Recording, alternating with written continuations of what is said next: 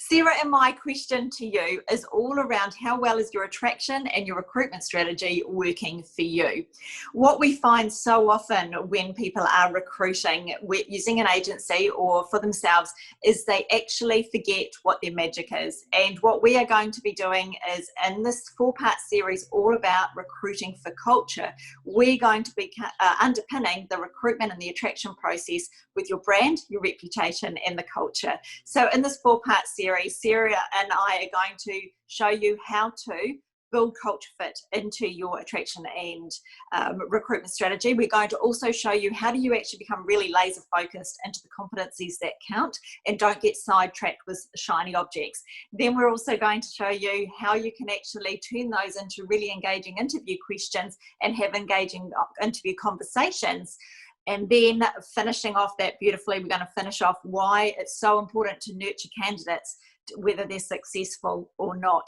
Now, one of the things that I'm going to share with you before we deep dive into the culture fits part is use the luxury of when you have a vacancy in a position to really spotlight it, analyze it, audit, pull it apart to make sure that that position is one that's going to work for you moving forward rather than a knee-jerk reaction. When we're looking at our culture, the very first thing we're going to be touching on is our why. It's our purpose. It is the thing that connects all of your employees and future employees to your business. You know, I'm still encountering businesses that don't have this well defined, and they might be doing really well, but they're missing that opportunity to really excel. So if you haven't already identified what your why is, crack on and get that in place so you've got that magic connection piece already established and ready to go for your business. And when you do have your why, make sure that forms part of how you're actually communicating with people throughout the process, because the second part, once you've got your why, is around very clearly defined values and behaviors for your business. Having these set up help drive actually how your recruitment and attraction strategy is going to operate. It helps you understand things like how you're going to craft a strong and meaningful job description, how you're going to advertise, whether it's with an agency or in-house, but actually what that's going to look like and why. The language that we use throughout the process, and actually how we actually define what communication is going to take place at different stages of the process as well. And a key area that I love that having well-defined values and behaviours has an impact on is around decision making. It helps us understand what the process is going to look like, who's going to be involved, and more importantly, the speed of completing the process, which is pivotal both for the business but also for the candidates. And last but certainly not least, strongly defined values and behaviours help us underpin how we're going to treat those candidates. They're human beings after all, right throughout this process. And often we forget how we're treating people throughout the process reflects whether somebody will potentially reapply for our business, but also it reflects how that individual's likely to think they're going to be treated once they're in our business. Absolutely. And it's that noise, isn't it, Sarah, that is created in the marketplace every single day, every single moment, every touch point that goes in the market for an organisation is actually just screaming in lights, hey, this is what we stand for. And that's why it's so important not to think, okay, we've got an external brand here, we've got an internal brand here, and never the twain shall meet. Because every single time that you're out there in the market and someone sees your product or your service or something about your organisation, that is shaping and defining whether they want to work with you or not.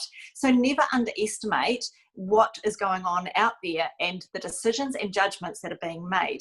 Now, when we are focused on our brand and we're very clear of, our customer journey, we want to make sure our employee journey is really well and our candidate journey is really well as well. So what we talk about is get that culture fit right, get your values, get your why locked in, and also take it to the next level and actually create what we call an employee value proposition. Now, an employee value proposition is everything that you actually give and create and nurture with your team members that isn't just about salary, that makes you stand out there against your competitors. Now, Sarah brought up earlier about that competitive side of things. Now, what happens is people and competitors can actually replicate your product and service, usually quite quickly in this day and age. But what they can never replicate is your culture, and they can't replicate your people. So we've got to really make sure that we're really strong in what we stand for in this particular space. We've got a strong value proposition, which includes our why and our culture fit. And then when you're actually working with somebody that really knows what they're doing with recruiting, whether it's someone internally, whether you've got a support person, you're using an agency, you can use all of this information to give them a beautiful, solid brief to make sure that you absolutely knock this culture fit piece out of the park. So our challenge for you to this week is to use these tips. Get those defined whys in place and those defined values and behaviours.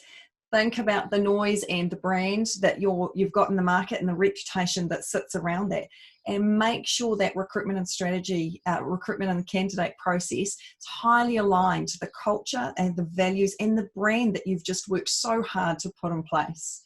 So join us next week when we take you on this culture journey and get you laser focused around building competencies so you can have some really strong and meaningful conversations with those candidates out there.